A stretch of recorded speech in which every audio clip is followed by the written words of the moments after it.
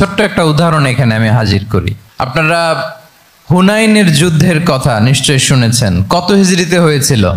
8ম হিজরি। তার মানে মক্কা বিজয়ের ইমিডিয়েট পরেই, কয়েক সপ্তাহ পরেই তো হুনাইনের যুদ্ধ হয়েছিল। তো এই হুনাইনের যুদ্ধে অনেক ওয়ার বুটিজ মুসলমানদের করতলগত হয়েছিল, মানে অনেক গানিমাত, অনেক সম্পদ ওনারা যুদ্ধ শেষে যুদ্ধলব্ধ সম্পদ হিসেবে পেয়েছিলেন। 24,000 উট, প্রায় 40,000 ভেড়া, এত পরিমাণ গানিমত যখন রাসূল সাল্লাল্লাহু আলাইহি ওয়াসাল্লাম পেলেন, তিনি এগুলো বন্টন করতে শুরু করলেন। কিন্তু রাসূল সাল্লাল্লাহু আলাইহি ওয়াসাল্লাম তিনি বন্টন করতে যে আনসারী সাহাবীদেরকে, অর্থাৎ মদিনার যে সাহাবারা, তাদেরকে কিছুই দিলেন না, বরং তিনি মক্কার সাহাবাদেরকে দিলেন, অন্যান্য গোত্রের লোকদেরকে দিলেন, আশেপাশের সবাইকে দিলেন, কিন্তু দিলেন না কাদেরকে? আনসারী সাহাবীদেরকে। তো ফলে এত বিশাল ওয়ার বুটিজ, এর মধ্যে থেকে কিছুই আনসারীরা পেল না। ওনাদের মধ্যে ক্ষোভের জন্ম নিল। ক্ষোভ থেকে ওনারা সমালোচনা করতে আরম্ভ করলেন আল্লাহ রাসূল সাল্লাল্লাহু আলাইহি ওয়াসাল্লামের, এবং সমালোচনা করতে করতে এটা এমন পর্যায়ে চলে গেল, এক পর্যায়ে তারা বলতে আরম্ভ করলো যে আমরা ওনার জন্য জান দিলাম, জীবন দিলাম, আজকে উনি এত সম্পদ পেয়ে সব নিজ এলাকার লোকদের মাঝে বন্টন করে দিল, এটা কি ঠিক করলো উনি? আল্লাহ তাআলা আল্লাহর নবীকে ক্ষমা করুক। মানে কেমন যেন রাসূল একটা ভুল করে ফেলছেন, রাসূল সাল্লাল্লাহু আলাইহি ওয়াসাল্লাম ওনাদেরকে দিতে বাধ্য ছিলেন, এটা যেহেতু দেন নাই, আল্লাহ তার রাসূলকে ক্ষমা করুক, এরকম একটা কথা তারা বলে ফেললেন। এটা তো অনেক বড় কথা।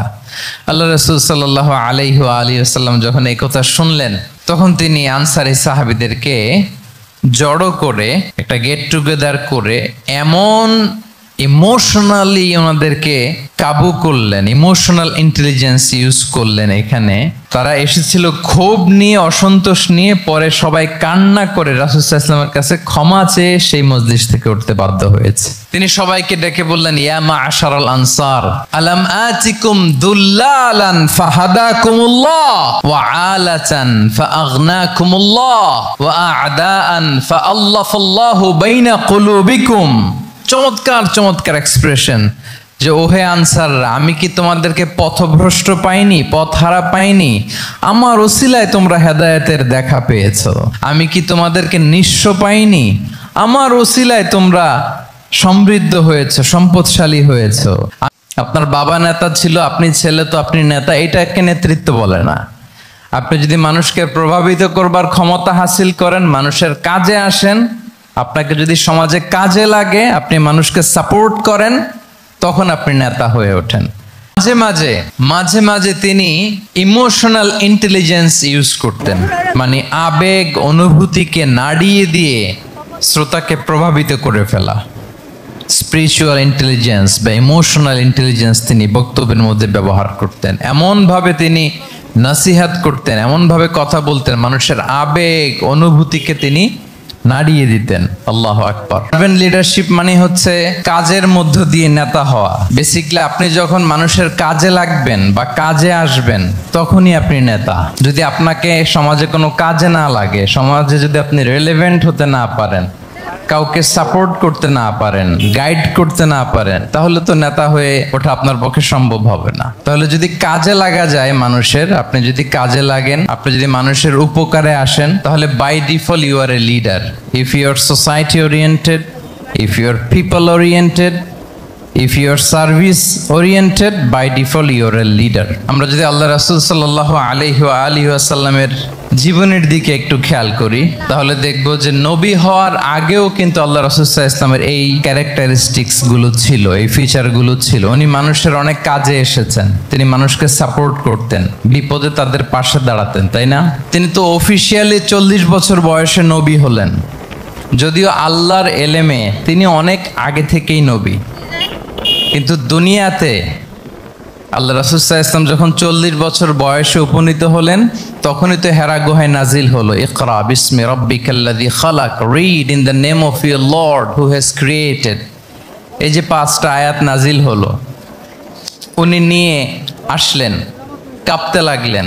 খাদিজা রাদিয়াল্লাহু তাআলা আনহার কাছে বললেন যে মনে হয় আমি মারা যাব, আমাকে কম্বল চাপা দাও, আমার ভয় লাগছে, আমি কাঁপছি। তখন খাদিজা রাদিয়াল্লাহু তাআলা আনহা ওনাকে আশ্বস্ত করলেন, ওয়াল্লাহি লা ইউখজিকাল্লাহু আবাদা, আপনি ভয় পাবেন না, আল্লাহ আপনাকে অপদস্থ করবেন না। ইন্নাকা লা তাসিলুর রাহিমা ওয়া তাসদুকুল হাদিসা, নিশ্চয় আপনি আত্মীয়তার সম্পর্ককে বজায় রাখেন, আপনি সবসময় সত্য কথা বলেন। ওয়া তাহমিলুল কাল্লা, আপনি মানুষের বোঝা বয়ে দেন। ওয়া তাকসিবুল মা'দুমা, যার উপার্জন করার কোনো সক্ষমতা নেই তার জন্য আপনি উপার্জন করেন, তাকে আপনি ফিনান্সিয়াল সাপোর্ট করেন। ওয়া তাকরিউদ দাইফা, আপনি মেহমানকে খাওয়ান। ওয়া তুঈনু আলা নাওয়াইবিল হক, সত্য যেখানে বিপন্ন সেখানে আপনি সত্যের বীর সেনানী হয়ে দাঁড়িয়ে যান। তো এই ফিচার যাদের মধ্যে থাকে এমন ব্যক্তিত্বকে আল্লাহ তাআলা কখনোই অপমান করতে পারেন না। আপনি চিন্তিত হবেন না, ডোন্ট ওয়ারি অ্যাবাউট ইট, কোনো ভয় নাই, কোনো চিন্তা নাই, আপনি আশ্বস্ত হন।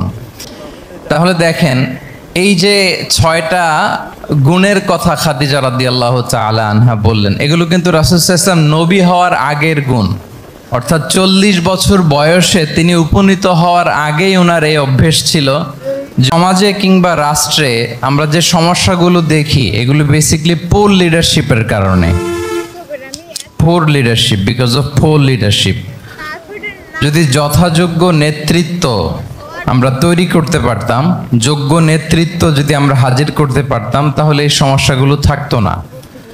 আমরা আল্লাহ রাসূল সাল্লাল্লাহু আলাইহি ওয়া আলিহি ওয়াসাল্লামের নেতৃত্বের গুণাবলীগুলো যদি, ওনার যে লিডারশিপ ট্রেডস, লিডারশিপ ফিচার্সগুলো আছে, এগুলো যদি আমরা খেয়াল করি তাহলে দেখব যে এগুলো দিয়ে তিনি পুরো একটা জাতি, একটা ভূখণ্ডের জীবনধারা পাল্টে দিয়েছিলেন। তাহলে নেতৃত্বের দিক থেকে অ্যাজ এ লিডার তিনি কতটা সফল, এটা খুব ক্লিয়ার আমাদের কাছে। আমরা এখন দেখার চেষ্টা করব যে রাসূল সাল্লাল্লাহু আলাইহি ওয়াসাল্লামের লিডারশিপটা আসলে কোন ধরনের লিডারশিপ ছিল, কোন ধরনের নেতৃত্ব ছিল, এবং সেখান থেকে বর্তমান সময়ে আমরা কি করে যুগোপযোগী নেতৃত্ব তৈরি করতে পারি। প্রথম আলোচনাতে যাওয়ার আগে আমাদের শুরুতে নেতৃত্ব জিনিসটা কি, what is leadership, what is the essence of leadership, এই বিষয়টা ক্লিয়ার হইতে হবে। এটা ক্লিয়ার হলে আমরা পুরো আলোচনাটা খুব ভালো করে উপভোগ করতে পারবো ইনশাআল্লাহ। আমি অডিয়েন্সের মধ্য থেকে শুনতে চাই যে নেতৃত্ব বলতে আমরা আসলে কি বুঝি, হোয়াট ইজ লিডারশিপ। লিডারশিপ মানে অন্যকে প্রভাবিত করবার ক্ষমতা, এটাই হচ্ছে মূলত লিডারশিপ। নেতৃত্ব মানে আপনার যদি অন্যকে ইনফ্লুয়েন্স করার ক্ষমতা থাকে, আপনার যদি মানুষকে ম্যানেজ করার ক্ষমতা থাকে, প্রভাবিত করবার ক্ষমতা থাকে, এটাই বেসিকলি লিডারশিপ। যদি আমরা অন্যকে প্রভাবিত করতে পারি তাহলে বাই ডিফল্ট আমি নেতা হয়ে উঠি। এটা হচ্ছে লিডারশিপের মূল সংজ্ঞা বা প্রকৃত কথা। লেটস সে ক্লাস শেষে একজন তার বন্ধুদেরকে বলল চল খেলতে যাই, তো কেউ কেউ রাজি, আবার অনেকে রাজি না। সে কনভিন্স করা শুরু করলো, ফাইনালি সে সবাইকে কনভিন্স করে খেলতে নিয়ে গেল, এই যে লিডার হয়ে গেছে। ক্লিয়ার হয়েছে না ব্যাপারটা? তাহলে বেসিকলি অন্যকে প্রভাবিত করবার যে ক্ষমতা, এটাই হচ্ছে কি লিডারশিপ। যদি আমরা অন্যকে প্রভাবিত করতে পারি, ইনফ্লুয়েন্স করতে পারি আমাদের, তাহলে রাসূল সাল্লাল্লাহু আলাইহি ওয়াসাল্লামের লিডারশিপটা যদি বুঝতে হয়, প্রথম কথা হচ্ছে ওনার লিডারশিপের প্যাটার্নটা ছিল সার্ভেন্ট লিডারশিপ, মানে সার্ভিস দেওয়ার মধ্য দিয়ে উনি নেতা বনে গেছেন। নবী হওয়ার আগেই ওনার মধ্যে এই ট্রেড ছিল, উনি মানুষকে সার্ভিস দিতেন। আরবিতেও একটা কথা আছে, সাইয়্যিদুল কওমি খাদিমুহুম, মানে যিনি সমাজের নেতা তিনি হবে সমাজের সবচেয়ে বড় খাদেম। যিনি নেতা হবেন তিনি সমাজের সবচেয়ে বড় কি হবেন? খাদেম হবেন। আমি টোটাল 12টা পয়েন্ট আলোচনা করবার চেষ্টা করব ইনশাআল্লাহ। প্রথম পয়েন্টটা হচ্ছে সার্ভেন্ট লিডারশিপ, মানে to serve before to lead. নেতা হওয়ার আগে খাদেম হইতে হবে। কি হইতে হবে? খাদেম হইতে পারলে আপনি বাই ডিফল্ট নেতা। তাহলে আল্লাহ রাসূল সাল্লাল্লাহু আলাইহি ওয়া আলিহি ওয়াসাল্লামের নেতৃত্বের প্রথম কথা হচ্ছে ওনার লিডারশিপ প্যাটার্নটা ছিল সার্ভেন্ট লিডারশিপ। এটা হচ্ছে নাম্বার 1। 2 নাম্বার কথা হচ্ছে নেতৃত্বের জন্য যেটা লাগে সেটা হচ্ছে কম্পিটেন্স। কিছু কম্পিটেন্স লাগে, এর মধ্যে অন্যতম কম্পিটেন্স হচ্ছে এলোকুয়েন্স, বাগ্মিতা, বক্তব্যের পারঙ্গমতা, এটা লাগে। মানে যিনি নেতা হবেন তিনি কথা বলতে জানতে হবে, কথা বলতে পারতে হবে। এবার বলেন তো আল্লাহ রাসূল সাল্লাল্লাহু আলাইহি ওয়াসাল্লামের এই কোয়ালিটিটা ছিল কি ছিল না? অসাধারণ কমিউনিকেশন স্কিল ছিল আল্লাহ রাসূল সাল্লাল্লাহু আলাইহি ওয়া আলিহি ওয়াসাল্লামের, এবং ওনার পাবলিক স্পিকিং এর যে কি দক্ষতা আমরা ওনার বিভিন্ন বক্তব্যে, ওনার জুমার খুতবায়, ওনার বিভিন্ন আলোচনায়, বক্তব্যগুলো থেকে আমরা বুঝতে পারি। তাহলে নেতা হইতে হলে তার এলোকোয়েন্স লাগে, বাগ্মিতা লাগে। একজন মানুষ সর্বপ্রথম কোন জিনিসের প্রেমে পড়ে জানেন? কথার প্রেমে পড়ে। কিসের? কথার প্রেমে পড়ে। কথার ধরন, কণ্ঠস্বর, তার অ্যাটিটিউড, তার শব্দের জাদু, এটা মানুষের হৃদয়কে জয় করে ফেলে। আল্লাহ রাসূল সাল্লাল্লাহু আলাইহি ওয়া আলিহি ওয়াসাল্লাম তিনি নিজেও বলেছেন, ওয়া ইন্না মিনাল বায়ানি লা সিহরা, কিছু কিছু বক্তব্যের মধ্যে জাদু আছে। তো রাসূল সাল্লাল্লাহু আলাইহি ওয়াসাল্লামের এই এলোকোয়েন্স ছিল, এলোকোয়েন্স। তিনি বলতেন, উতিতু জাওয়ামিউল কালিম, আল্লাহ তাআলা আমাকে সর্বমর্ম বাচন ভঙ্গির অধিকারী করেছেন। মানে উনি যেটা বলতেন এটা ছিল very precise in wording but comprehensive in meaning. এটার যে দোতনা, এটার যে appeal to the heart of the people, to the heart of the listener, এটা অসাধারণ, মানুষের হৃদয়কে জয় করে ফেলতো। আল্লাহু আকবার। তাহলে লাগবে, এখন নেতা আসছে, উনি বক্তব্য করতে পারতেছে না, তাহলে কি নেতা হইতে পারবে? তাহলে পাবলিক স্পিকিং, কমিউনিকেশন স্কিল, এটা ইটস এ মাস্ট, এটা নেতার লাগবে। যেমনটি রাসূলুল্লাহ সাল্লাল্লাহু আলাইহি ওয়া আলিহি ওয়াসাল্লামের ছিল। উনি সর্বমর্ম বাচন ভঙ্গির অধিকারী ছিলেন। বলতেন কম, কিন্তু এটার অ্যাপিল ছিল অনেক বেশি, এটার ব্যাখ্যা হয়ে যেত অনেক। রাসূল সাল্লাল্লাহু আলাইহি ওয়াসাল্লামের সবচাইতে বড় ভাষণটি ছিল বিদায় হজের ভাষণ, খুব সম্ভবত। ওই ভাষণের টেক্সটগুলোকে যদি একসাথে করা হয়, আমার মনে হয় 10 মিনিটের বেশি লাগবে না ওই টেক্সটগুলো পড়তে। তার মানে সবচাইতে বড় যে ভাষণ ওনার, ওটা কত ছিল? 10 থেকে 12 মিনিটের ভাষণ ছিল। আমরা তো ঘন্টার পর ঘন্টা বক্তব্য করি, তারপরেও তো আমরা মানুষের মনকে খুশি করতে পারি না।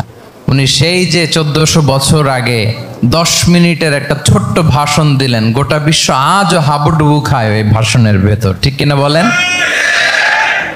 তাহলে উতিতু জাওয়ামিউল কালিম, আমি সর্বমর্ম বাচন ভঙ্গির অধিকারী। সুবহানাল্লাহ, ভেরি প্রেসাইজ এন্ড ক্লিয়ার। কতটা প্রেসাইজ এন্ড ক্লিয়ার ছিল রাসূল সাল্লাল্লাহু আলাইহি ওয়াসাল্লামের বক্তব্য? আম্মা জান আয়েশা রাদিয়াল্লাহু তাআলা আনহা বলেন, লাউ আদ্দাহুল আদ্দু লা আহসাহু, তিনি যখন বক্তব্য করতেন, কেউ যদি চাইতো যে দেখি কয়টা শব্দ বললেন বক্তব্যে, কয়টা বাক্য বললেন, চাইলে মুহূর্তে গুনে ফেলা যেত সেটা। এত প্রেসাইজ এন্ড ক্লিয়ার বক্তব্য ছিল যে তিনি কয়টা বাক্য ব্যবহার করেছেন, কয়টা শব্দ ইউজ করেছেন এই বক্তব্যে, চাইলে যে কেউ গুনে ফেলতে পারত। এবং তিনি খুবই শুদ্ধ আরবিতে কথা বলতেন, আফসাহুল লিসান ছিলেন। বিশুদ্ধ ভাষায় কথা বলতে পারা এটা অনেক জরুরি। রাসূল সাল্লাল্লাহু আলাইহি ওয়াসাল্লাম অত্যন্ত বিশুদ্ধ আরবিতে কথা বলতেন, এবং বিশুদ্ধ আরবি জানাটা বা বিশুদ্ধ ভাষাটা এত জরুরি যে আল্লাহ তাআলা তার প্রিয় হাবিবকে এই বিশুদ্ধ ভাষা শেখানোর জন্য মায়ের বুকের দুধ খাওয়া থেকে বঞ্চিত রেখেছিলেন। আমি আবারও বলছি, বিশুদ্ধ ভাষাটা এত জরুরি যে আল্লাহ তাআলা তার প্রিয় হাবিবকে মায়ের বুকের দুধ থেকে বঞ্চিত রেখেছেন শুধু বিশুদ্ধ ভাষার জন্য। তিনি কিন্তু মায়ের বুকের দুধ খেতে পারেন নাই। হালিমাতুস সাদিয়ার সাথে সেই বনু সাদ গোত্রে চলে গিয়েছেন, সেখানে ছিলেন। হালিমাতুস সাদিয়া ওনাকে দুধ খাইয়েছেন। এরপরে যখন মরুভূমির চমৎকার পরিবেশে একেবারে বিশুদ্ধ আরবি তিনি শিখেছেন, আবার শিশু মুহাম্মদ সাল্লাল্লাহু আলাইহি ওয়াসাল্লামকে তিনি তার মায়ের কাছে ফিরিয়ে দিয়েছেন। তাহলে চিন্তা করে দেখেন যে বিশুদ্ধ ভাষার জন্য মায়ের বুকের দুধকে স্যাক্রিফাইস করা হয়েছে। আল্লাহু আকবার। তাহলে আম্মা জান আয়েশা রাদিয়াল্লাহু তাআলা আনহা বলতেন, লাউ আদ্দাহুল আদ্দু লা আহসাহু, চাইলে যে কেউ গুনতে পারতো যে তিনি প্রিয় নবীজি কয়টা বাক্য বললেন, কয়টা শব্দ, এত প্রেসাইজ এন্ড ক্লিয়ার ছিল। অন্য বর্ণনায় এসেছে, কানা ইয়াতাকাল্লামু বিকালামিন বাইনাহু ফাসলুন, তিনি এমন ভাবে কথা বলতেন, কথার মাঝখানে মাঝখানে পজ দিতেন। কে দিতেন? পজ দিতেন, মানে একটু থামতেন যাতে করে শ্রোতারা বুঝতে পারে। ইয়াহফাযুহু মান জালাসা ইলাই, আশেপাশে যারা বুঝতো, তারা বসতো, তারা সহজে এটা মুখস্থ করে ফেলতে পারে। পজ দিয়ে দিয়ে, থেমে থেমে, এত চমৎকার করে ওনার প্রেজেন্টেশন ছিল, বক্তব্য মালাগুলো ছিল, ফলে যারা শুনতেছে ইজিলি মুখস্থ করে ফেলতে পারত। এবং গুরুত্বপূর্ণ কথা তিনি এমফাসাইজ করতেন, 3 বার বলতেন। একবার তিনি বলতেছেন, আত্তাকওয়া হা হুনা, হা হুনা, হা হুনা, ওয়া ইউশিরু ইলা সাদরিহি সালাসা মাররাত, তাকওয়াকে তিনি এখানে রেফার করেছেন। আমরা তো মনে করি তাকওয়া সব ঢুকে গেছে এখানে, তাকওয়া ঢুকে গেছে টুপিতে, তাকওয়া ঢুকে গেছে জামাতে, এগুলো তাকওয়ার একটা নমুনা। কিন্তু আল্লাহ রাসূল সাল্লাল্লাহু আলাইহি ওয়াসাল্লাম বলেছেন তাকওয়া এখানে এখানে এখানে, এভাবে 3 বার তিনি ইঙ্গিত করেছেন। গুরুত্বপূর্ণ কথাকে তিনি এভাবে এমফাসাইজ করতেন। মাঝে মাঝে এমন আবেগঘন বক্তব্য উপস্থাপন করতেন, সাহাবারা অশ্রুসিক্ত হতো। ওয়াজিলাত মিনহাল কুলুব যারাফাত মিনহাল উয়ুন, সাহাবারা বলতেন যে আমরা অশ্রুসিক্ত হতাম, আমাদের হৃদয় বিগলিত হতো। এত চমৎকার মর্মস্পর্শী বক্তব্য তিনি করতেন, এটা প্রেক্ষাপটের আলোকে। আবার যুদ্ধের ময়দানে যখন কমান্ড করতেন তখন আলা সাউতু ওয়াশতাদ্দা গদাবু, তিনি রেগে যেতেন, উঁচু কণ্ঠে তিনি কথা বলতেন, মনে হচ্ছে একজন সেনাবাহিনীর কমান্ডার তার ব্যাটালিয়নকে কমান্ড করছেন। আল্লাহু আকবার। তাহলে বক্তব্যের যত দিক হতে পারে, স্লো মোশনে তেজস্বী বক্তব্য, খুব জ্বালাময়ী বক্তব্য, আবার মর্মস্পর্শী বক্তব্য, সব ধরনের বক্তব্য তিনি করতেন। সুবহানাল্লাহ। তাহলে এলোকোয়েন্স, 2 নাম্বার হচ্ছে এলোকোয়েন্স। কম্পিটেন্সের খুব গুরুত্বপূর্ণ একটা অংশ হচ্ছে এলোকোয়েন্স, বাগ্মিতা। এটা একজন নেতার থাকা চাই, কি বলেন? একজন নেতার এরকম বক্তব্য দিতে জানতে হবে না? আল্লাহ রাসূল সাল্লাল্লাহু আলাইহি ওয়া আলিহি ওয়াসাল্লাম তিনি ঠিক এইভাবে বক্তব্য করতেন।